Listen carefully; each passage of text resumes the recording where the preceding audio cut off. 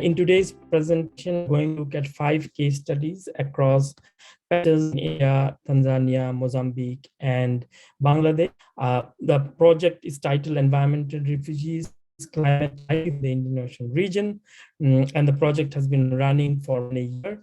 So I'm going to give you an overview of what we are doing, the aims, objectives, and goals research project, and then I'm going to hand over are going to present their case studies. At the end of this session, we'll have a 30 minutes Q&A session, and that will be kind of monitored and kind of guided by Lauren Grant. So I'm going to now start. Okay. So our research covers 4 Indian Ocean countries, India, Bangladesh in the Bay of Bengal, and Mozambique and Tanzania in the Western Indian Ocean region across East and Southeast Africa. You can see from our project webpage screenshot.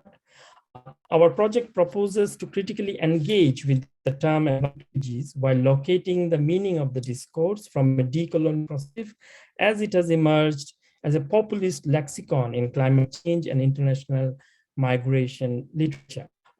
We will be examining the migration in 3 angles, looking at community livelihood, disaster risks and resilience, and health and well-being. We develop an interdisciplinary and transboundary understanding of mobilities across 2 continents and case study. So here we have Irshad Nagar slum in Dhaka, which we are going to talk about. We have the cantonment Kasri Bazaar in Aurangabad in India, which will be discussed by historian Bina. We have Gosaba and Shagor Island in Kultoli block in Sondel, which will be discussed by our colleague Upash, who is going to join soon. And we have emplaced flood-affected refugees in Dar es Salaam, which will be discussed by our Dar es Salaam University, Almas Mazigo. And then we have Sevi Mombino, a coastal site in Mozambique, which will be focusing on the coastal region. And Daniel is going to discuss that. So on kind of and has been on environmental refugees, but we are looking at also from assemblage theory. We see our case studies in comparative mode across these 4 case study countries. For example, our field urban spaces such as Aurangabad, Dar es Salaam, and Dhaka has really interesting facts which can be understood very well. Assemblage anthropology theory, rather than looking at them from a focused Foucauldian knowledge power lens or from a Marxist inequality perspective. While we look at networks by focusing on migrants' agency, we are also dealing of how we use certain terms. For example, our fieldwork in Irshad Nagar, Bangladesh presents a star study. However, this is not true in Aurangabad or Dar es Salaam. People in Irshad Nagar have built their settlements through what I call Holston as auto construction, dating back to the 1990s when these slums evolved on their own state support, as is also the story of most cities. In fact, the state has often resisted settlement by de-recognizing them. On the contrary, in Islam, new refugee settlement colonies have emerged with state help in the periphery of the city where flood displaced have been emplaced in new areas. On a slightly different case study in Orang, migrants don't live in slums or townships. They live near a place in well-developed, formal, rented residential flats, apartment buildings, and above shopping centers in overcrowded rooms that cannot add to slum dwelling, but have similar challenges with space and amenities. What we have discovered so far in our fieldwork is that the process of migration and migrant fees in urban places are multi-layered and contradictory to one another, as we will see in today's presentation covering 5 case studies across patches in India, Bangladesh, Tanzania, and Mozambique. The broad research questions that we have placed in our kind of research are what temporal and spatial considerations are taking place and who makes the migration decision? How do environmental factors, social aspects, individual motivation influence the migration decision, and do some people migrate and others stay in areas affected by this?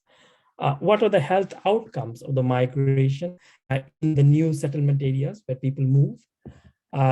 Our focus is transregional because most of the migration is within regions across the global south country. This directly challenges the dominant global narrative migration, and there are many statistics to prove it, and we are going to the details. Our approach is similarly transboundary because we want to break away from nationalist historiography, a kind of methodological nationalism where regions are divided based on political risk. We see our case studies as patches across in the Indian Ocean region as liquid geographies where people have always migrated because of a variety of reasons, of late by climate-induced disasters. National bodies therefore make little sense for our study on mobilities in the trans-regional project. We have engaged with a variety of qualitative methods in our research that are both biased and traditional action research tools. We are doing is engage with a wide set of actors involving the civil society and local administrative bodies in order to cope with knowledge and joining up thinking about climate mobilities in the ocean region. The methods have been designed based on skills and knowledge that each state brought to the project. Therefore, we see our research methods as engaging both with top-down and bottom-up thinking stakeholders through a transformative research design for some praxis. By this, I mean learning from people's experience, behaviors, and motivation for migrants. Now, looking at the audiovisual aspect of our research, this became very dominant during the pandemic. The SR was awarded in 2020-21, a couple of months before the pandemic started. Initially, when we submit plan, it was decided that we will undertake action research using conventional ethnographic and social science methods, key formative oral narratives and focus group discussion. However, the national lockdown, both in India and Bangladesh, we soon realized we have alternative pathways to engage with the migrant community in their places of origin and destination, urban location, as well as rural sites. Therefore, after much deliberation, we came up with the idea of doing photo voice and digital diary work, putting mobile phones to our interlocutors. The aim was to have day-to-day contact with the study community, but at the same time, empowered to decide their choice of subjects so that we lend agency to them. It was based on experimental fieldwork in India and Bangladesh, while in East Africa, our collaborators still visit the field and generate qualitative data. Here is one photo from the field, just a vignette that there. The photograph clearly shows how people remember the past, how the present themselves of trade-driven development programs. In this case, they interviewed a ration card that shows the amount of ration he's been or getting from the government after the ILSI 29. Now coming to the second slide, this is the information center, our web page with all the details about our fieldwork, our and digital records. You can also kind of our tweet page where you can see the kind of tweets. We also run the environmental energy kind of webinar monthly, and we keep on posting those, which you can find in our website. And we all are welcome to join who are kind of present today listening to us. Now coming to the last slide. So I will set here Maya to present the case study focusing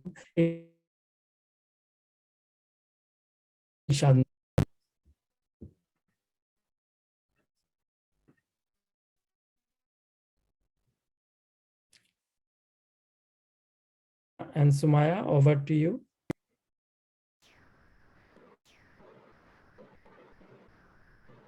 Hello, Dr. Das. Hello, all. Am I audible?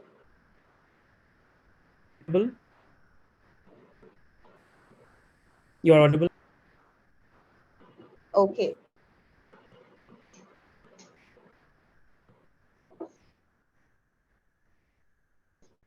So I'll go with my presentation. So here in Bangladesh team, as Dr. Das mentioned, we two of us work together in this project. So me, Sumaya bint Salim, and my colleague Samina Islam, who will take over in a few minutes. So next slide. So now we are gonna start our discussion from what we are focused on. So we are mainly focusing on the migration narrative of our study in Bangladesh. So which includes the community livelihood, resilience, health, and well-being. So mainly we are focusing on develop an interdisciplinary and transboundary understanding of the issues. So we are focusing on these trees for migration narrative. So next slide. So here we are, you can see the Bangladesh map, and then we just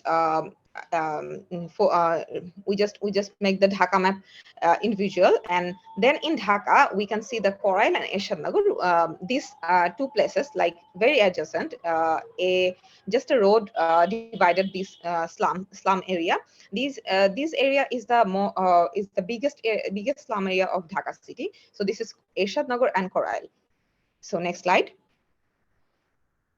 So I will go with the Eshadnagar and Coral slums community profiling. So the two of these slums, as I have, you all have seen that in map, that they are very adjacent to each other. So there, two of these slums are located in Mohakali, Dhaka, and the Eshadnagar slum was formed in 1990.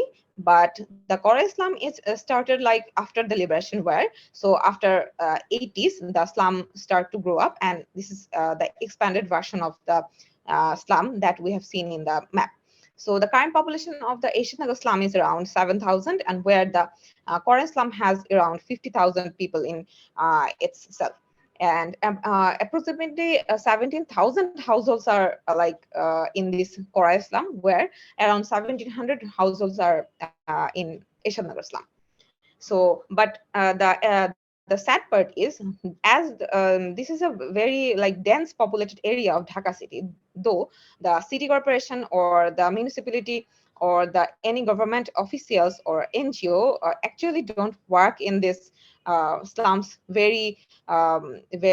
slums so frequently, because there are some lack in the very core parts of their lives, which they wanted to help from the NGOs and the government officials, but they don't actually get their helps or assistance in every parts of their life.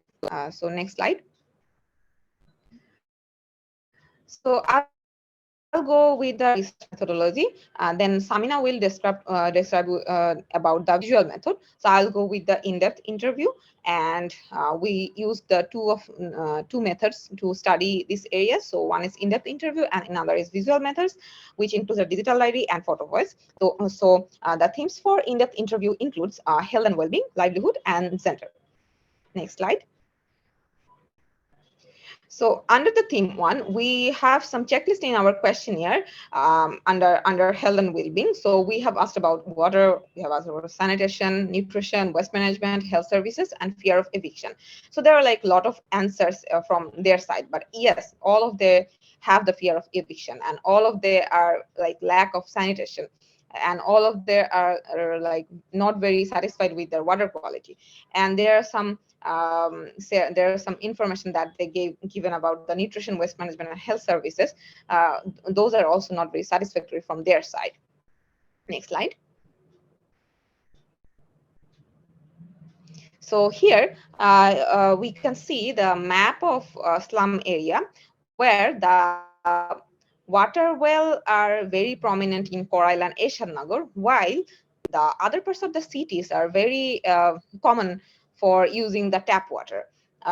Though they are like water supply with through tap or through pipeline in these slums, but they don't always get the most of it, because around we all knew that in a day there are like 24 hours, but they only get water for 1 or 2 hours in a day, and some days these 1 or 2 hours are also missing.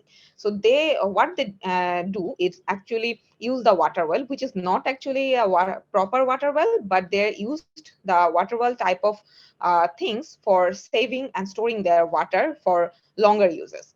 So that's why we have made this map. So next slide. So under the theme 2, we have covered the livelihood. part of the population. So we have asked about duration of residence, the reason for moving, the natal village and current places, pros and cons, earning sources and expenditure, and willingness to return and improvement opportunities. So in most of the cases, all of them who are like landless, they say that they have the willingness to go back to their natal village, but as they don't have any land properties or any place to live, so they can't just go there to live because they have to actually save some money and then they can go back to their natal village. So also there are so many answers from this livelihood part too, but as there's like time constriction, so I'll not go far about that. So next slide. So here we can see that from around every corner of Bangladesh, people come to Dhaka. The northern part includes Rangpur and Bogura and Kurigram, and the another part is Rajshahi, and the southeastern part and the Chattogram. The but the mostly the migrated people are likely are from the southmost part of Bangladesh, which includes the Khulna, Borishal, Bhola, and the other some other districts of the southmost area. As there's a like cyclone prone area, there are river in those places. So most people from the southern part came to Dhaka as climate migrant. So next slide. So under the theme 3, we have covered the questions under sanitation facility, menstrual hygiene, protection of assets, and participation in migration decision making. So in gender perspective, we weren't very satisfied with the answers of the females of the slums, but that is the real scenario, that most of the women had to just move to Dhaka because of marriage, and most of them don't actually have any opinion regarding the movement towards Dhaka. And some of them say that as there was no option but to move to Dhaka, as their family shifted, so they moved to Dhaka for better earning, and as they have lost their land properties and all of the things. So next slide. So now Samina will take over and describe about the visual methods and the rest of the presentation. So thank you. Thank you, Samina, over to you. Sumaya. Yeah, thank you, Apu. So now I'll briefly talk about the visual methods that we are using in this project. So why we are using this photo voice and digital diary methods is because here a respondent is the direct and primary source of information where they can find the answers to the research questions by their own. Another reason is that this direct involvement makes them confident, where their emotion and body language posture can be captured as well. Last but not the least, the respondents through visual methods can show their experience in their own way to an intelligent layman person clearly. Now, while undertaking this photo voice method, some words have came up from the participants themselves, for example, empowered, as they felt directly involved rather than us showing them what is and ought to be. They themselves are explaining the situation. They're given mobile phones for 1 to 2 weeks without our constant supervision, and they had the freedom to showcase the problems that matter to them and wants the solution to. The method felt feasible to them as they are not required to sit through hour-long interviews and can take pictures on time and express their thoughts through them.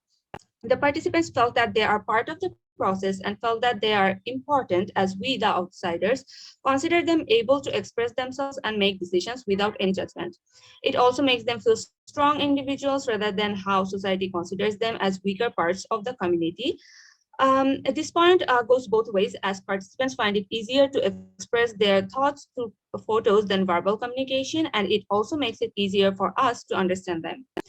Again, this method shows the transparent, honest, and real situation from the eyes and experience of the respondents. Now, moving on to one of the case study where the participant captured photos to showcase her living conditions in this slum. In the first picture, you can see a clay stove, and in this one, it is a gas stove. So when asked why there are two different stoves, the respondents say that the gas line being illegal, they don't have constant supply of gas, so they have to use the clay stove alternatively. Now, this is a photo of the kitchen, which is really small with no ventilation, which makes cooking in summertime really hard, causing too much heat and breathing problems. This is the place where she washes her dishes. You can see that it is very small, and she is washing the dishes with stored water, meaning there is no basin or tape of any sorts. So this is how they store the drinking waters due to intermittent water supply. Then this is the water well that we showed in the map earlier, where they also store water for other uses. So in this picture, the respondents showed how they get rid of the waste. You can see a small polythene bag kept at the side, which will be picked up by garbage trucks. The respondent mentioned that it is collected regularly. So they are now quite satisfied with the system, which was not available before. In this picture, it is a lake which used to have a very clean water, which the slum residents used directly for consumption and other uses, but now is very polluted since the slum population expanded. This is a picture inside her house. The ground is a little elevated to avoid water getting into the house during rain. The respondent also took this picture to the road inside the slum, which has been constructed by the slum residents themselves. So they collected money from each household to do that. Before this, before this, there used to be waterlogging issues. Lastly, this is the picture of the roof of the house. It's tin shed. So she took this picture because during summertime, this tin shed roof, as well as lack of ventilation, makes the heat intolerable. She also mentioned that now the heat is felt more than before because of lack of trees and water body in the area, along with housing condition. Now let's quickly look at some of the benefits and opportunities that we felt while using both in-depth interviews and visual methods for our research. Of course, in-depth interviews allowed us to have a comfortable relation with the participant to generate more in-depth responses, and also the opportunity to ask follow-up questions and obtain additional information. Visual methods, on the other hand, makes the respondents confident to share their experiences, enthusiastic and comfortable to participate, and this method is also comparatively easy to understand the participants' views and thoughts. Like all research methods, there are some challenges that we faced as well. First of all, there were COVID restrictions, which did not allow us to go to the field regularly.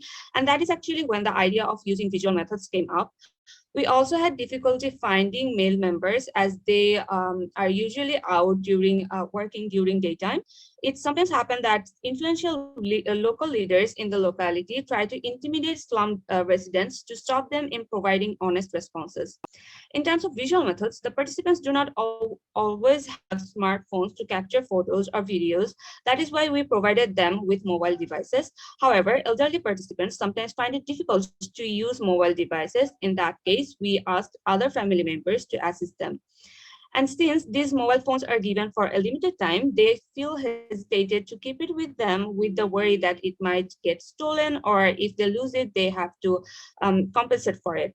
But despite these challenges, we have been able to conduct the interviews and use photo voice for our research quite well. So with that, I would like to conclude our presentation. Please feel free to ask any questions that you may have, and we will try to answer those through the Q&A or the chat box. Thanks. Thank you, Samina and Somaya. Very interesting presentation. Now, I would request Gobeshona to present because she has been waiting. I think she has to go for another meeting. So I will request Gobeshona to present.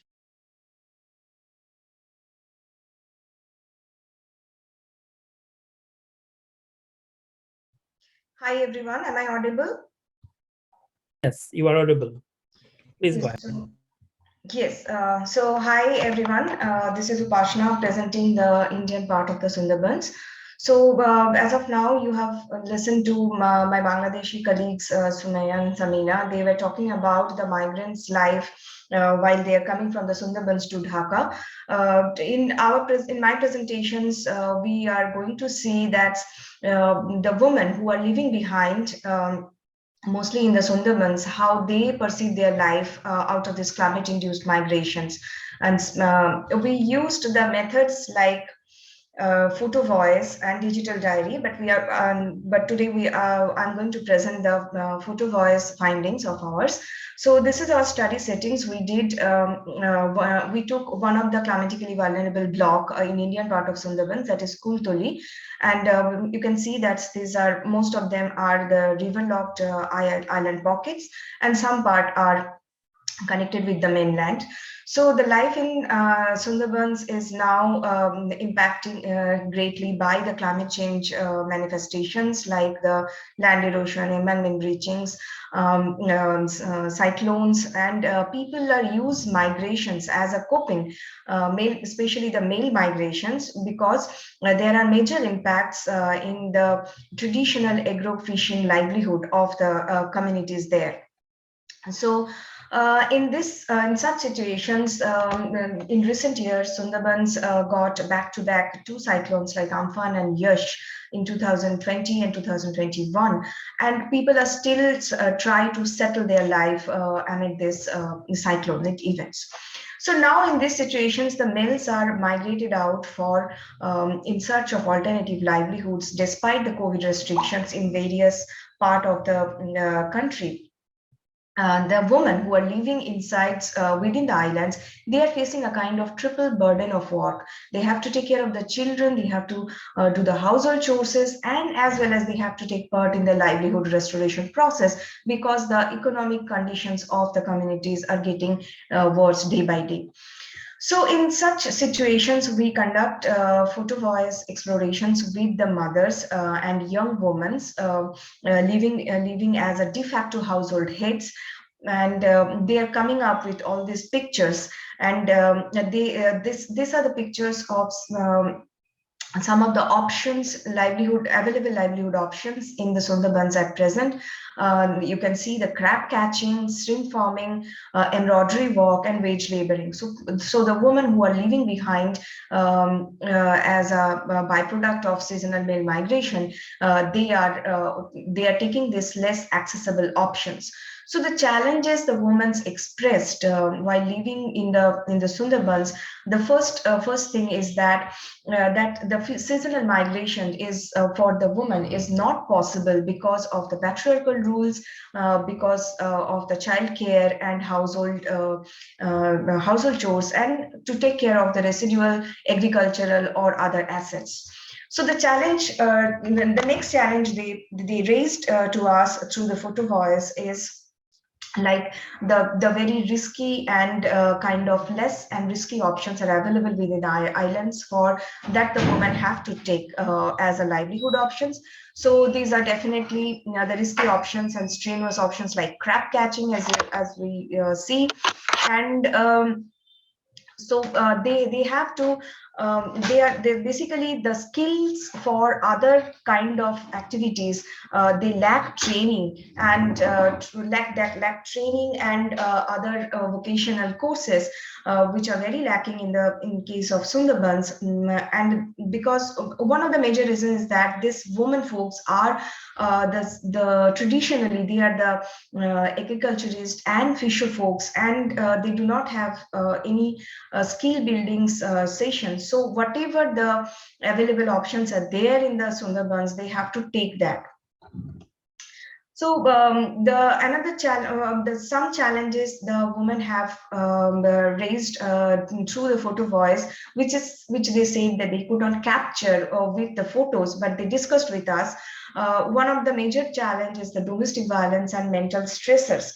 So as the uncertainties within the Sundarbans due to this livelihood pressure and migrations is increasing, so the mental pressures, and the familial disputes are increasing. So in case of quarreling, in case of adultery, all the cases are increasing, and there are occurrence of deliberate self-harm. So this is a major issue that the women said that they could not capture it through photos, but these issues are very much real as while they are leaving behind as a byproduct of seasonal migrations. Another major social issue they raised that the early marriage of the girls. There are tendency to marry the girls as early as possible to get them out of the island. So this is a major practice people are doing as coping, and for two main reasons they are doing these practices. One is majorly because getting support during an emergency if the girls are married outside the island is to secure that kind of support during emergencies. The girls are getting married outside the island pockets. So another reasons is that the parents are unable to maintain the educational and other cost for the girls because the livelihood challenges. So the breaking of joint families has raised by the woman is another kind of challenge they are facing, as the women became the de facto household heads. They sometimes are unable to cope with the in-laws, and the unit of joint families are breaking because of this financial constraints also. So sometimes, the woman wanted to go with their husbands, but as there is a intergenerational gap between the in-laws and the present generations. So all this quarreling happening, it's as a byproduct of the stressors of uncertainty, which is climate change and related migrations, is imposing in the social organization, social structure of the Sundarbans. So though we have already talked about the challenges, but the Photo Voice project itself has given the woman a kind of a sense of empowerment, a sense of aspirations, and they themselves admitted, or they themselves express their views that they wanted to do something. They are doing something like a man's job, like restoring livelihood or being a de facto household head is kind of a man's job they are doing, and the women are feeling kind of aspirational that they can do better if they get training or skills or a kind of resources they need. So like buy a plot of land at a secure place is a kind of kind of an aspirations the women have in the Sundarbans now. So they are now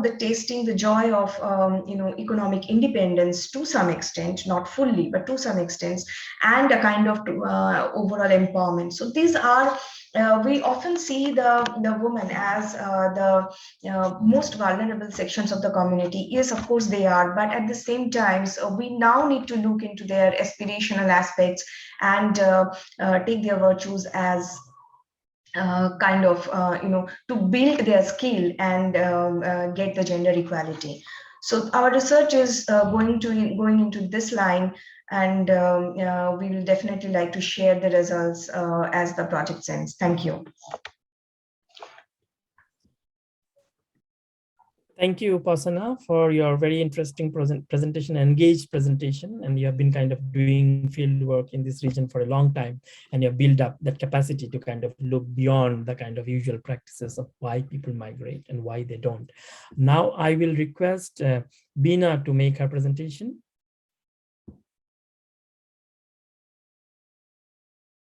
Good evening, everybody. I'll just quickly share my presentation first. I hope it is visible. It's perfectly visible. Thank you. Okay, yeah, fine.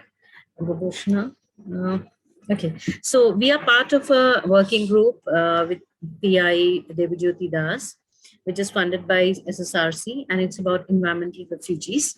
And as Devajyoti has already introduced, we are looking into 3 different continents and more or less 2 different continents and more or less around 8 different nations as well. In this particular case study where I am looking into, as part of the team, I'm taking care of the Aurangabad region, which is more or less the Western Indian Ocean region, and Aurangabad is one of its hinterland. And so migrants coming from Sundarban, where their mobilization and resettlement in Aurangabad. So these are all environmental refugees which have been coming to this part of South Asia since a very long time, and how they have been trying to adjust and cooperate with the different kinds of things, especially in terms of livelihood. So as we saw in terms of the presentation of the Bangladesh team and Upashana and Shivaji's team, they are looking more into the Sundarban terrain, that how the Sundarbans close-knit hinterland is affecting them, and what kind of resilience they are trying to adapt to meet the different climatic changes. On the contrary, the purpose of MI, which is not at all very closely related to, in terms of geography, it is geographically far off place to Sundarban, yet it is more about the mobilization and resettlement, that how these climate refugees or environmental refugees are trying to relocate themselves, mobilize themselves for a new space with a different cultural setup of their own, from their own, and how they are resettling themselves and trying to show a kind of a resilience in a different kind of a geography. So Aurangabad from migrants from Sundarbans have come with a different kind of a set of skills and a set of understanding of the geography, and then they try to relocate in a different set of areas.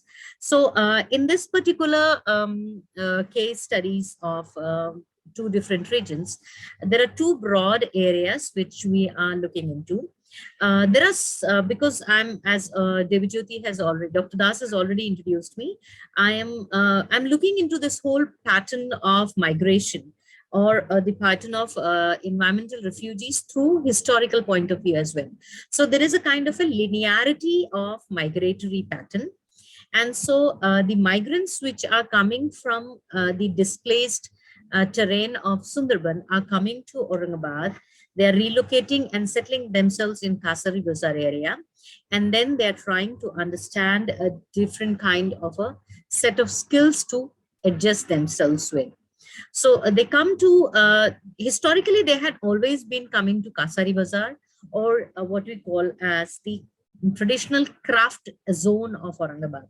But now with the transition in the economy and development of different kinds of set of industrial units, we also find the skilled workers are also coming to this region and relocating themselves and trying to resettle and mobilize their they mobilize themselves both horizontally as well as vertically. So vertical mobilization in terms of that when they come to this region, they vertically mobilize themselves economically and in their social status as well. So that kind of environmental refugees patterns we are trying to understand, and we also come across a very positive kind of studies which are happening, case studies which we come across while studying these two regions. So what we are focused on and how we are examining these migratory narratives, because when we look into these kinds of studies, and especially because we did all these studies during the COVID and during the COVID lockdown period. So we are adopting the methods of online and virtual documentation, where we look into the community livelihood patterns and their well-being, and also the historic patterns of migrations from Sundarban Delta to Western Indian Ocean hinterland, that is Aurangabad and around regions. We develop an interdisciplinary and transboundary understanding of the issues, because this is not something which is located and localized in its nature. It has its own transboundary and trans-regional narrative associated to it. So what different challenges all these environmental refugees are experiencing, we also try to look into that. I was very much impressed by another presentation which I was looking into. So how we digitize and how we are going to prioritize the case studies and how we are going to locate them. So that is also one of the challenges, because through our website, our Project UX site, we are going to put different blogs as well, where we are going to locate all these kinds of respondents and how their narrative is changing, the climate change and climatic influences in the displacement and relocation of the communities. We examine, we investigate, and we develop the narratives to examine the impacts of climate change and allied factors on health and livelihood and migratory patterns of these delta-based migrants coming from Sundarban to Deccan. We are investigating the gender and livelihood-based skilled and unskilled laborers experiences of these communities which are coming in Aurangabad. And then we are trying to develop a kind of a database that how the traditional knowledge and also the latest technological inputs are bringing transitions in the life and livelihood of these people living and resettling themselves in Aurangabad. Methodology and its implication with special reference to COVID-19 challenges. We try to document the space and transition in space through visual and questionnaire based ethnography. We documented the transitions in the mobilities of the skilled and unskilled labor through micro-hub visual documentation. So when we do micro-hubs, so we are not taking the entire city, we are unlike the studies of the Bangladesh team or the Upasana's Bengal team, Upasana and Shivaji's team, we unfortunate to have, we don't have the ghettoized slums. We find our respondents living in proper residential areas with all kinds of facilities and of education, health, and navigation and passages to go through these areas.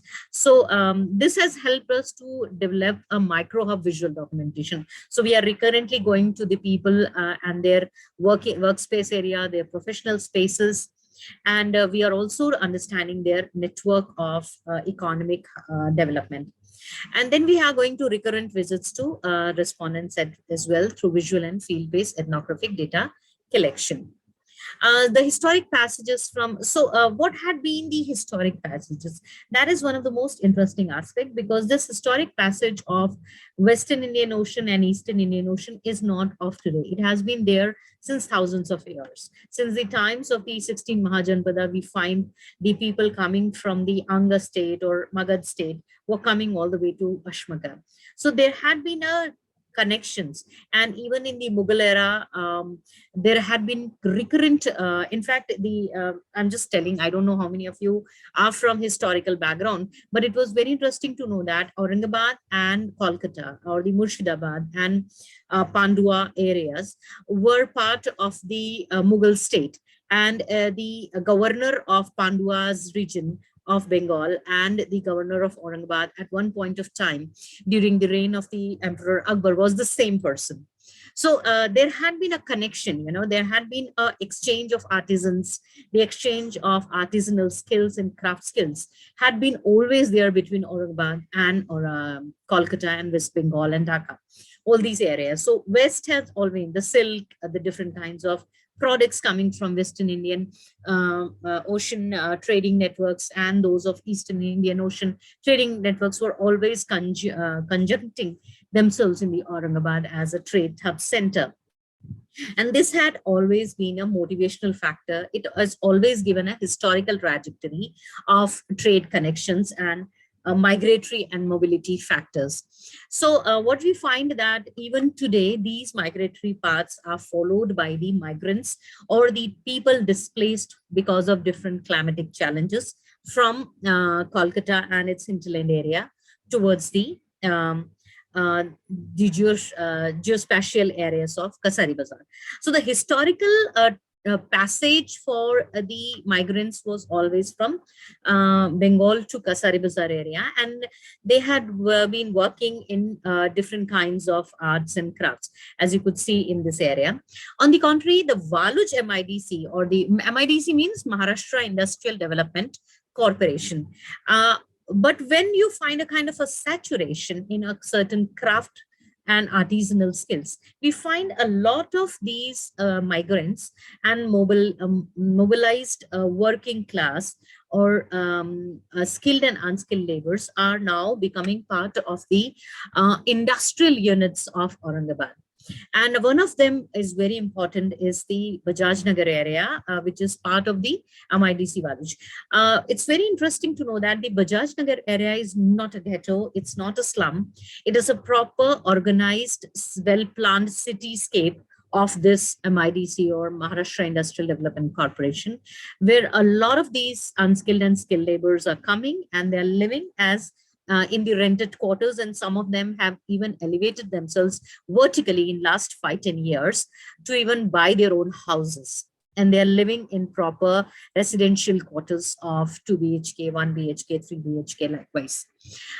And these are two kinds of set of migrants we find, which are getting displaced and relocating themselves and trying to be the bridge between the displaced communities and communities living under different challenging circumstances in Sundarban and themselves living in this area. So as you could see, the Kasari Bazar area, this is the historical transition. So this is the historic 200 years or 300 years ago. This was the terrain where the Kasari Bazar. So even today, you will find the patterns of the shops is the same. This is the team where we went for the field work and we found the kind of trajectory. So even today, the passage is same, and they are living in the same quarters and the same methods of livelihood. And Mumlachi is the jewels market, and so a lot of these all are different. He's Ganesh. He's coming from Pandua. He is Abdul Khasir. He's coming from Diamond Harbor area of West Bengal, and this is the different jewelry stores they come and work as. On the contrary, this is Waluj MIDC. This is one of this is. As you could see, this is actually a Kali Mata temple which they have made in Waluj MIDC area, and it's and this is the Sterlite company where majority of the working skilled labor are coming from West Bengal area. So Sterlite is one of the most it is the largest industrial unit which has maximum number of labor and skilled and unskilled workers coming from West Bengal, and they are Bengali migrants, and they all are able to, in these last 10 years, they have able to settle and relocate themselves and mobilize themselves vertically as well as horizontally in both the ways, because all these people, they're on regular basis, they go to their hometowns in Bengal at least twice a year, and they try to be a bridge, economically as well as in terms of mobilization for their kinsmen back home in Sundarban area.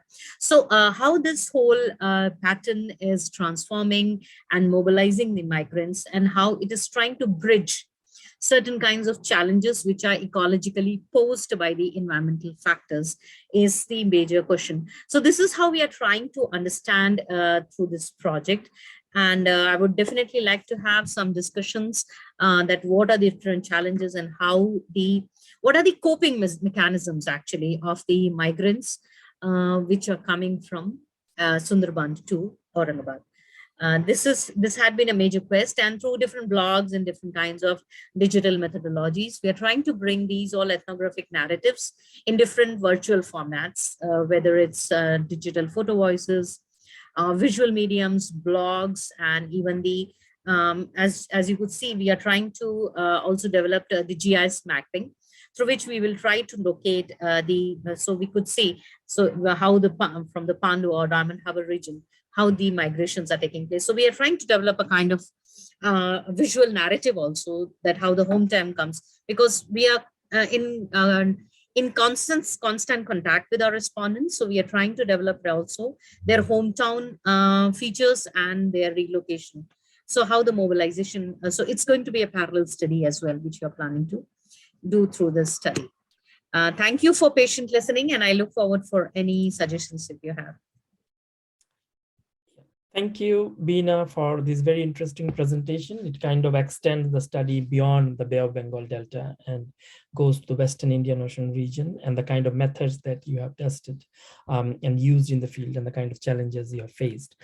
Now I'll move to Eastern Africa, and we will have Almas Mazigo from Dar es Salaam University, who is going to present his case study in the city among kind of flood affected victims who are kind of emplaced in Dar es Salaam. Over to you, Almas. Thank you very much, Dasi. Good afternoon, colleagues. I want to share screen. Go ahead.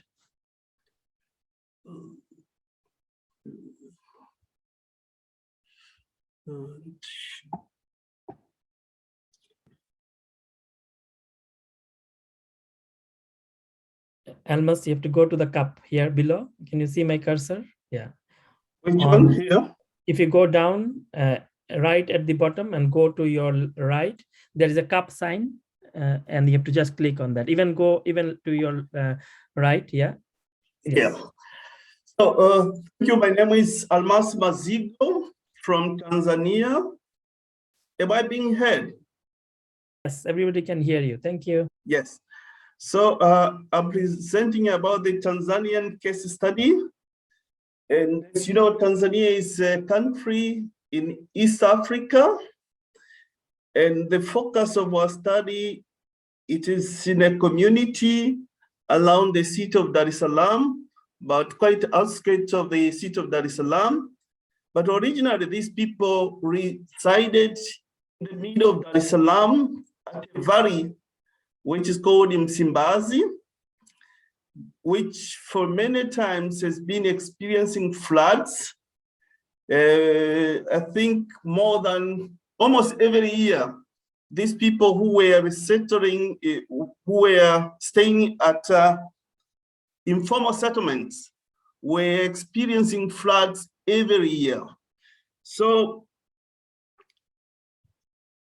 basically in 2011, there was a heavy flooding event which resulted in a lot of destruction, and the government opted to resettle this, to request them to move from the disastrous area.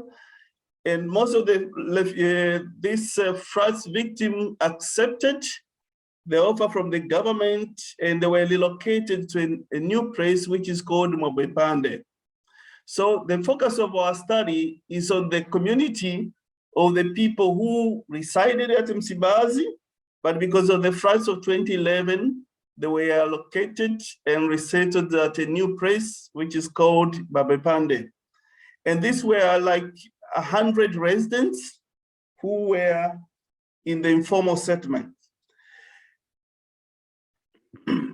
This is the pictures on the flooding of 2011. You see the houses in the informal settlements were destroyed, properties were lost. And it was really a difficult time for them. And therefore they were taken from that place and they were sent to the holding centers before the government gave them a plot to stay. No, they were given a plot to stay and to build houses. So the government gave them free plots, and then they were offered materials which they used to construct the houses in the new setting. So this was in 2011, in January, where they were still on the temporary shelters, but they had received all the resources they were offered to construct the houses. So these are the people we are referring as environmental refugees, because they have been displaced and their previous place was uninhabitable anymore. So by March 2011, all these floods victims were already resettling in either partial or full completed houses. But in the same areas where they have settled, they still had to experience climate, livelihood, and health challenges. So these people who are studying, they have been in the new place for 10 years, since 2012, and now it's 2022. As you know, is flood victims, they had experienced a lot of economic and non-economic resources. Some, their houses were destroyed, they lost properties, and all this impacted negatively on their agency. That means they were unable, the capacity to do things that they have value. They were not able to do so because of the losses and damages that they were encountering. So for us, the important question is, given this kind of situation, that they are becoming vulnerable because of the threat that they have encountered. So the important question for us is, how did they manage to enhance, to overcome their vulnerability and enhance the agency so that they could deal with the challenges of climate and health and livelihood in the new setting? So this is the question we are focusing on. Myself and Dr. Victoria Makurilo, to look at it from a different angle, from a gender perspective, but also from the policy perspective and the governance perspective on how this was possible. Because if you see now, if you go to this community, you will see that they're living happily, they have good houses. So there is a kind of improvement in the agency, and that the vulnerability that they had experienced has been reduced a bit. So what are we doing? We have so far visited the site and collected evidence of the livelihood practices that they are doing now, but also we have seen the various services that they have been receiving or being provided between 2012 and 2022. This is very important to look at the services, because it is the services that gives the people opportunity to enhance the agency and to rebuild their capacities to deal with the challenge they're encountering. And the second thing that we have done, we have conducted interview with 10 people who have experienced this kind of vulnerability. And these are the people who were in the Msimbazi Valley, but also they have been in the area for 10 years. So we have met 5 females and 5 men, and they're telling a good story about the experiences and how they have managed, or they are failing to deal with the vulnerability that they have encountered. We plan in March to continue with administering questionnaire and do some digital diary and photo voice. So what we have seen so far in the different services that are offered in the area, we see that they are health services were provided by the government, and all these are important for them. Then there are primary school education services for their kids. Then we see that there are water services, tap water on this area. You know, comparing with the previous area where they came, you could see that they are better serviced here than in the informal settlements where they were setting before. Then also there are spiritual services. We see the churches and the mosque in the area. This is also very important to deal with other mental and other issues that could be encountered. So the presence of the churches, the mosques, they're also very important to deal with the challenge with the vulnerability that people encounter, especially when they have experienced a dramatic situation like floods, which has destroyed their properties and other things.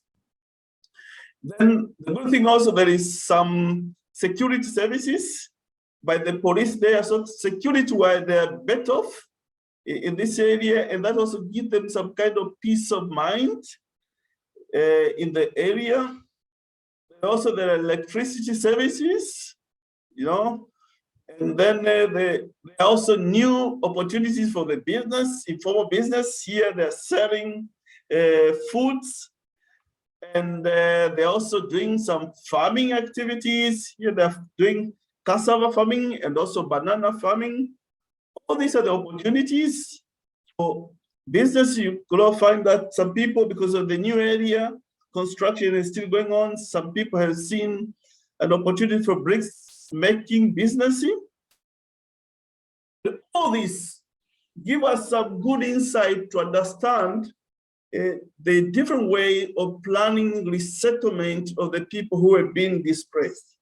So the findings and the tentative conclusion that we have so far is that when you have support and services from the state and non-state actors, they are instrumental in overcoming the vulnerability and rebuilding the agents of the displaced people. And you will see that the kind of well-planned and executed resettling like the one we experience in this area actually reduces vulnerability of the environmental refugees. But also there is something which is also very interesting, that when they were being allocated the plots, the social networks of the people have been maintained because they were given the plots. Those people who were being neighbors were given the plots to stay nearby. So that one makes it a coexistence to be very easy, but also it gives them an opportunity because they know each other for a long time to practice what we call solidarity in difficult time.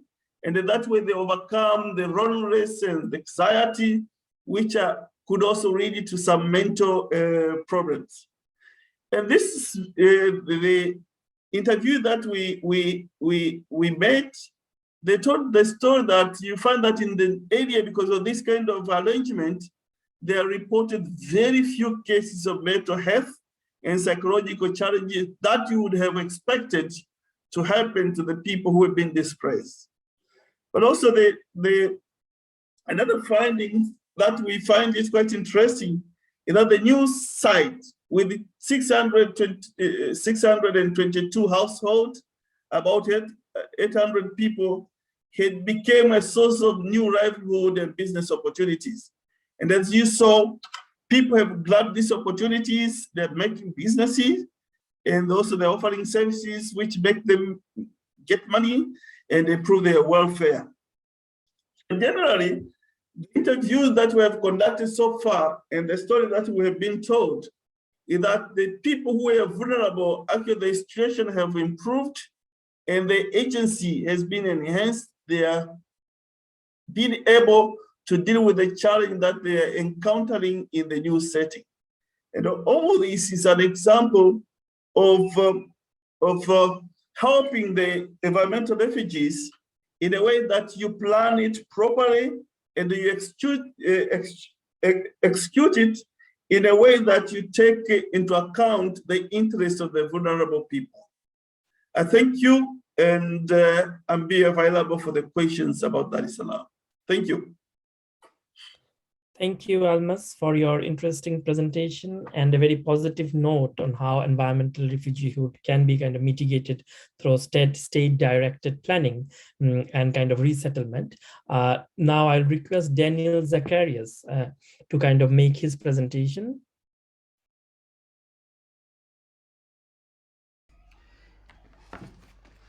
Good afternoon, everyone. I'm Daniel Zacharias from the Dormangan University in Mozambique, and I'm also part of this project, working on the environmental refugees, but focusing on a small village in southern Mozambique. I'm just trying to share my screen here. Where is it? Okay, it's open.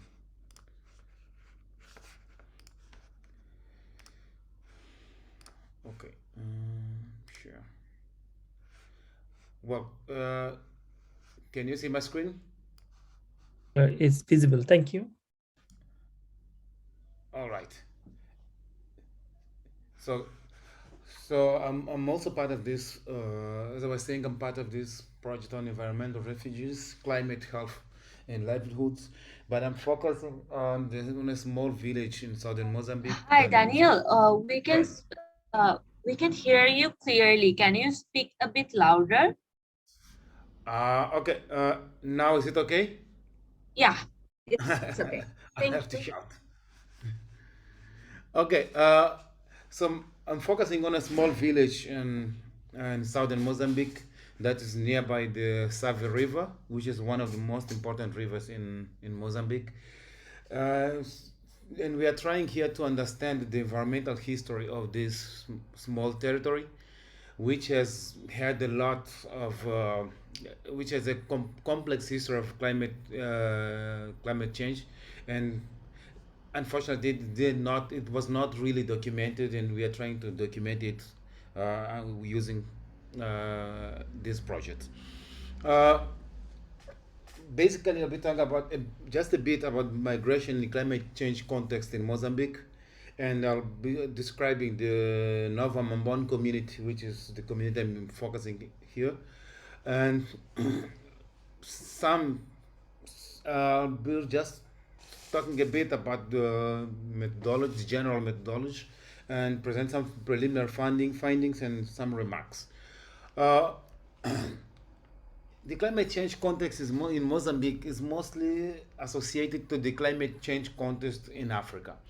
If you look at to the overall continent, you can see that there are several.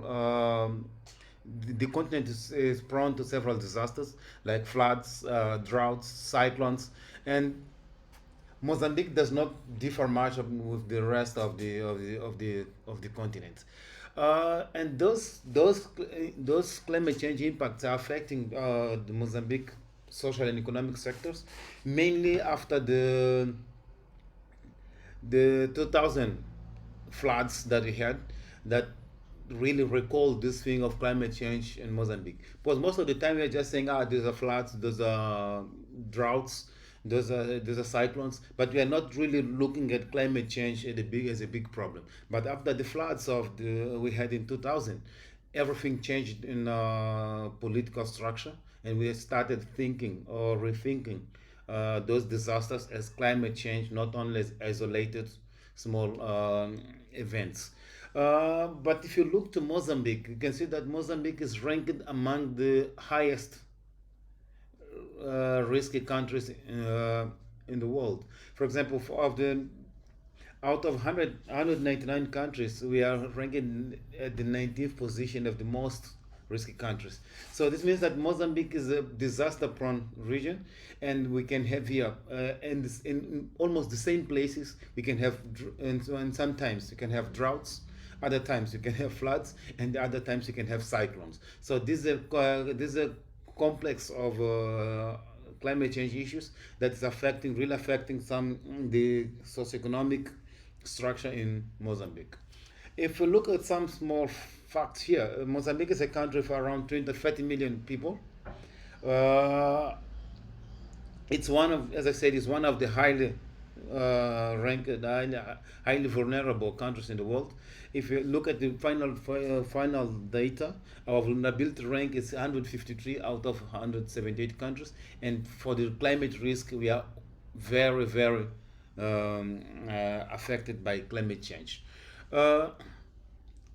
But if you look at the history of Mozambique, we can say that Mozambique is quite similar to the history of Mozambique is similar to the history of migration. Mozambique is a country that is created through migration, first from the Bantu people that migrated from the central region of Africa and just came down to the southern part of it. We started receiving people by the 17th century that were coming from Asia and for trade in the coastal area, and especially not inside of Mozambique. We had the Portuguese colonization, we have slavery, and etc. We have migration to South Africa for mining. So our history is really associated to the history of migrations. When we focus to the Nova Mambon community, for example, this is the map that represents a bit of how the community is located.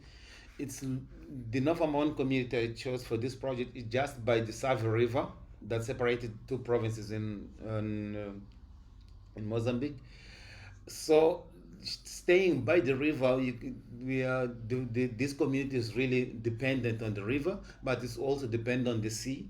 So we have two kinds of some problems, some disasters, that when you have floods, when you have rains, you have floods in the river, but you have coastal erosion, and when we don't have those two, we can have severe droughts in this area.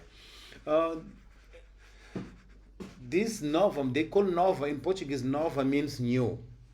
This meaning that Nova Mambon is new Mambon because we had the first settlement that was created before, which was the old Mambon. It was destroyed by floods and the erosion of the river banks, and then the government moved the village to another settlement that is called the Nova Mambon. This means that people who are living what we call now the old Mambon were forced to move to the new Mambon, but even now they are being forced to move from the new Mambon to other areas. So this is a nearly 30 years history of migration that is moving people from one place to the new one, but even the new place where they're living is not suitable for settlements. So they're forced to be moving from one place to another, especially when you have floods at the Save River. And one of the key points here is that we don't really need to have floods in Mozambique to have floods in the Save River. If it rains in Zimbabwe or in South Africa that are neighboring countries, we can receive those waters just wash down and we have floods in Mozambique. So it's not just rains in Mozambique, but this place is dependent, is affected by rains that fall in Zimbabwe or in South Africa. It has nearly 35,000 inhabitants, of which 35% they were described as being at risk of climate change, 6% are being vulnerable to floods or river erosion, and 13% are vulnerable to cyclones and 16% to droughts. So this is a place that has a huge combination of climate associated disasters, and sometimes we can have 2 or 3 of them happening at the same time. So people are being forced, they are really forced to move from one place to another.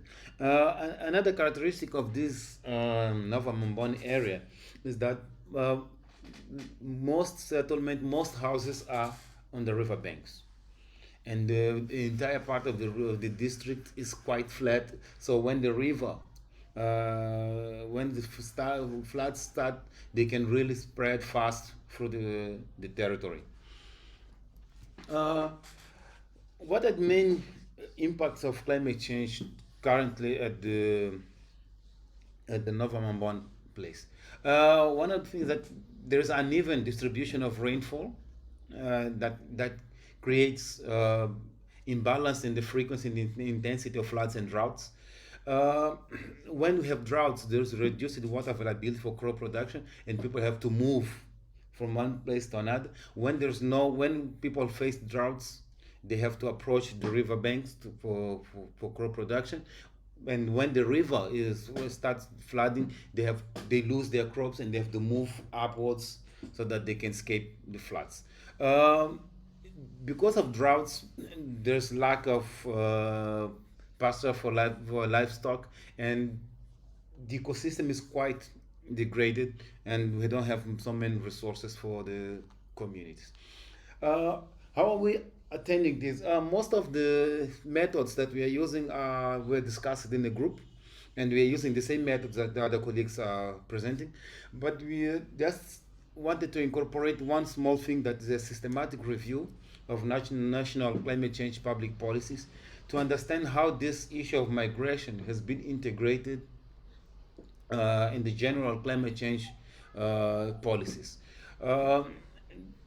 Because we are waiting for permission to go to work at the district level, we just made some questionnaires to key institutions like the National Institute of Disaster Management and some associations in the study area, and we try to understand how they understand this context of climate change adaptation and migration in Nova Mambon, and we are expecting the field work that will allow us to have community understanding of climate change and their impacts and their influence on their movement or their migration patterns. Preliminary findings that we've had so far from the political context, as I said, we made a systematic review of national policies. From the political context, we can say that although climate change is the big issue in the country, our policies mostly are created from the theoretical, not from data that has been collected. If we look at most of our policies here in Mozambique, it's just we have a lot of policies. That's what we can say. In Mozambique, there are policies, regulations, etc. But those are just descriptive. They are just theoretical, and they are not supported by good data background, and most of the times they fail to be implemented. Migration as a consequence of natural disasters has not been incorporated into climate change policies. This means that the country is still looking at climate change and what they call resettlement, and not really at resettlement as a migration process. What the implication of this is that people just organize places so that they can resettle people, but they never understand. People are not trying to understand why, and why are people, for example, returning from the place where they were settled, and why are they returning to the places that were living and they are quite vulnerable. Uh, as a result, most climate-induced migrants that Mozambique is still calling them resettled people tend to move from their disaster-prone areas to safe areas, usually that are higher than the place they were living.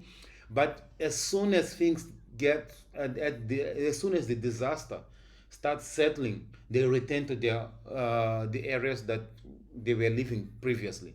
This means that people are moving from one place, from the vulnerable place to a safer place in higher areas, but after the disaster they return, and the government keeps in this cycle of moving people from one place, they return, and the next year the next disaster they move people to the other side. uh, this is mostly because they don't consider those people as migrants, even at a small scale. They just focus on people that are resettled, and this can just have some, how can I say it, can just not be the appropriate way of thinking when we look at the Mozambique, that we have cycles of climate change disasters. Another issue that we found from the policy context is that our National Institute for Disaster Management has no mandate to prevent people from returning to vulnerable places. This is the same institute that takes people from vulnerable places to higher areas, but they don't have the mandate to keep people there. If people want to return, the National Institute does not have the mandate to stop them. So people keep moving from this cycle from one place to another, and this is really interesting to find in Nova Mambon, where we are running this study. From the society context, we've had some interview, some key. Sorry to disturb you, Daniel. I Yeah. think we just have left 10 minutes, so we also have to take questions. So if you can quickly wrap up, yeah. Yeah, I'm just finishing. I can just run from here. When we talk to people, we had some phone calls to some key people in the village, and there's one thing: people are very attached to their place of origin. This means that where they build their houses, they're really attached to that place. So even if you move those people to one place which is safer, they will return to the same place, because there are complex ties that keep people at their own place of residence. Uh, Another thing that is making people return or move from one place to another is that in many cases the resettlement sites do not meet the conditions to welcome families, or they do not represent the way of life of this community. And one interesting thing is that is this quote I've had down here. When we talk at the way of life, people in Nova Mambon, they live in their house is not a very good condition. But and the government just created a new village that with improved houses and to resettle people. But people refuse to stay at those new houses, because they said that their spirits do not accept them to live in those houses. They would have to live on those poor houses, because they need to be in contact, in constant contact with their ancestors, so they cannot live in a house, in an improved house. So even the government creating those new settlement areas, those people do not accept to live there, because those things do not represent their way of life. So those are some of the preliminary findings. We are expecting to go for field work as soon as possible. We're just waiting for one for one authorization from the district level. And then from there, we can go and just start interacting with those people who are in the field. Thank you, Das. Thank you, Tim. Thanks for listening. Thank you, Daniel, for your interesting presentation on this topic. And we look forward to your future kind of research on this area. And hopefully we'll gather more data before we start writing our papers. So now we have a set of questions. I think Almas has already answered the questions that were raised by Srija Basu, but we still have few more questions. So I will request Elizabeth Lauren to kind of, come and kind of ask this question to the panel. Yeah. Hello, everyone. Thank you to all of our speakers. Incredibly fascinating. I think there's a question here from my friend Srija as well for Gobeshona, but she's not on the call anymore. So I think maybe it's better to encourage you to reach out directly. But the question was with respect to early marriage trends and whether this has been increasing in the region since the COVID-19 pandemic. So unfortunately, I don't know if we'll have the answer with her absence. So I'll move on to actually Srija's second question, because I also find myself with some questions for Almas that are similar. So I know, Almas, you partly answered the question in the chat, but I'd like to kind of piggyback and add to it a bit. So to read the question from Srija, she asks, was there a greater degree of agency among displaced communities once they were settled, and if their economic situations and livelihood buildings, for example, brickwork, farming, etc., are comparatively better, and are women more active in the rebuilding of livelihoods? As you kind of started to answer the question in the chat, I'm wondering if you can elaborate just a little bit more for us. And also, I myself was wondering about the kind of active role, the agency of the displaced communities over these 10 years.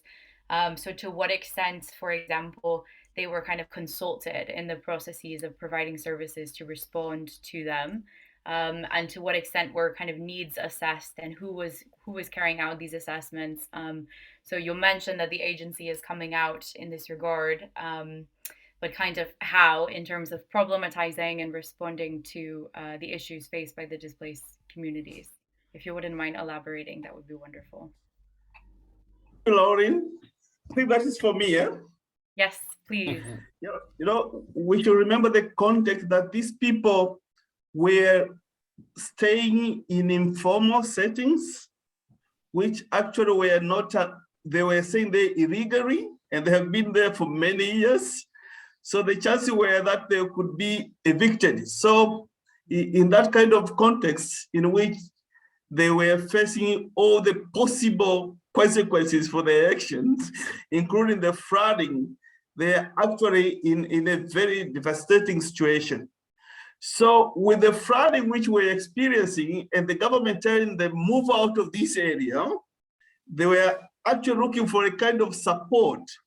And with this relocation by the government, in which they are given now the plots free with the title deeds and with the support, the materials to build the houses that they want, and then later on with they have a new, they need a new setting, of course, which they go themselves because there were no other people who were living there. So with the family, with the neighbor, they were living together in a new setting with the title deeds and all the services that we saw the government putting in. You see that they actually were gaining more agency than they had before in that context. And with the new opportunity that were emerging, economic opportunities, social opportunities, the business opportunities, they were becoming a very important, they are actually becoming more responsible for the area. And the way they also collectively, with the politicians, they are becoming a new constituent for them. So they have also a political voice. And, all these, I could say that they have given them a good sense of the agency, and the vulnerability that they had experienced have been reduced. So that is what I'm actually referring, that the agency they have improved given all the support they received. And comparing the service they are receiving now, 10 years, you cannot compare with the informal setting which they were in that time. Thank you. Yeah, that's quite interesting. Thank you. I find it especially interesting that the agency would say has practically increased upon kind of displacement and relocation and resettlement. That's quite interesting. I wonder about the trend of that in other contexts as well. Thank you, Almas. I think for the sake of time, if anyone has any additional questions, they can pop them in the chat, and I'd be happy to read them. I do have one last question, at least another one coming from me, which is for Daniel. So, with respect to the National Institute for Disaster Management in Mozambique, you mentioned that there's no mandate that it has to prevent people from returning to vulnerable places, but that this is a cyclical movement that's very commonly seen, that people are moving when vulnerable and then moving back when they can, and kind of accentuating the vulnerability impact. I'm just wondering very simply, do you think that there should be a government or a mandate of the National Institute to actually break that cycle of movement? It seems in kind of in terms of agency in particular, kind of a gray area, a delicate situation, if you will, that the National Institute might actually have a mandate to say that one couldn't return back to their origin. But do you think that that's useful given that people are moving in and out of vulnerable situations so frequently and cyclically? Well, thanks for the question. No, the answer to your question is should be brought from it's a complex question, because when we look at the when you have, especially when you have floods, the National Institute for Disaster Reduction is the first institute to be called upon to resolve this. So when they get to the field, they just and they you see, when they go to the field, they go to with the policemen will detect the police. They have everything. So it's a strong squad that removes people from the vulnerable places to other areas. But unfortunately, when those people are in those resettlement areas, as soon as the disaster is gone, the INGC does not have the power to keep people there, because this is the power that's given to the police. But the police should not be there, because this is how can I say, this is not a crime or another issue. So the police does not have the mandate to stop people from moving from one place to another. INGC, the National Institute, is just called to how can I say, they are called to manage disaster. That's why their name is National Institute for Disaster Management. So they act when they have the disaster. When they don't have the disaster, they don't act. So this means that most of the times people are taken to safe places, but they are abandoned there, and they take their own decision from there of what to do. And what happens is that we have two things here. When people get to those resettlement areas, they don't have needed livelihood to stay there. For example, they can be far away from the hospital, far away from the school, etc. And mainly, they are not in areas that they can produce their own food. So the result is that people just return to the riverbanks so that they can have they can have their own, produce their own food, etc. So this is a particular thing that is specific to Mozambique, that people the institute that should manage this does not have the mandate to manage after the disaster, and people have to move so that they can survive. So have this combination that makes a question to an answer to your question quite complicated. But this is the cycle that we have in Mozambique, and I think in the group we might discuss on how can we accommodate, maybe think on how to advise the change or adaptation of the mandate of the INGD, so that they don't manage the disaster, and they manage the disaster and time after the disaster. And that's what happens. And if you have, for example, we have floods every year in this region. This means that the National Institute should be there every year. And after disaster is gone, they don't have the mandate to stay there. They have to move to other place. So people keep moving in this cycle that's not really good, not only for the community, but also to the institute and for the economy, because we spend a lot of money moving people from one place to another. Thank you. Thank you, Daniel. Appreciate that. It looks like there's another question in the chat for Debojyoti from Anand. Could you please elaborate the idea of how to deconstruct the nationalist narrative in the context of borderland region? Thank you, Anand, for asking this very interesting question. And we are trying to kind of achieve it through this project where we are trying to look at cross boundary. When we highlighted, all presenters have highlighted the trans-regional approach and the trans-boundary approach that we are involved in, are invested in our research, and which is also facilitated by our funder, the Social Science Research Council. And I think we can kind of deconstruct nationalist historiography by looking at the region as common spaces of human interaction. Like, for example, in the Sundarban Delta, people are moving across boundaries, and as Bina has historicized this problem, looking from the Mughal period. And if you look at the kind of explanation of Daniel, where he's talking about the huge migration of people in the African continent that predates the kind of, the modern context of migration triggered by environmental disasters. So I think we need to kind of rethink how we can go beyond the imagination of nation state. And there are a lot of kind of institutions, funding agencies, which are thinking around these issues.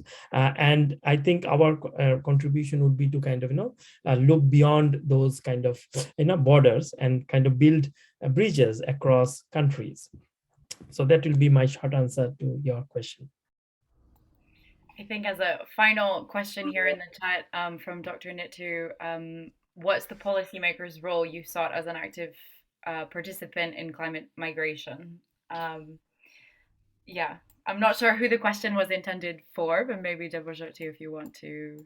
Yeah, I think it's a very broad question, and kind of it will need a lot of time to reflect, because policymakers are in a state of quandary, but at the same time they are in the position to make some decisions about these, like for example the National Disaster Management Authority in India or the disaster management authorities in different countries. And I think policymakers have a bigger role to play to kind of advise governments to kind of build strategies and plans, but they also need to look from the bottom. They need to look from the perspective of communities. So they don't necessarily always plan things which can go wrong if they're kind of deciding from the top. So I think policymakers need to be more sensitive to the situation, because this is a very important issue. And it's not kind of any other ordinary issue, because it kind of concerns the lives, livelihoods, and the kind of, the kind of entrenched problems that people face. As Almas was talking about psychological issues, we often think of trauma in the context of, physical violence, but what about going beyond that? So I think these are kind of very critical issues which policymakers often cannot kind of address. So they need the help of social scientists, they need the help of other civil society actors to kind of engage with these problems. So that will be again my short answer to that question. Thank you. To me, that probably seems like quite a good ending point to kind of encapsulate everything. And I mean, even to add what you've just said, I think that how we decide to problematize the climate migration nexus and all of the different multifaceted issues that very much intersect within it are very key to shaping how policymakers actually carry out their work. So I think it's probably appropriate to thank you and your team, your research team, for this project in the work that you're doing to actually get to the point where we can start informing policymakers and in responding to some of the concerns that have been addressed in the presentations today. So thank you.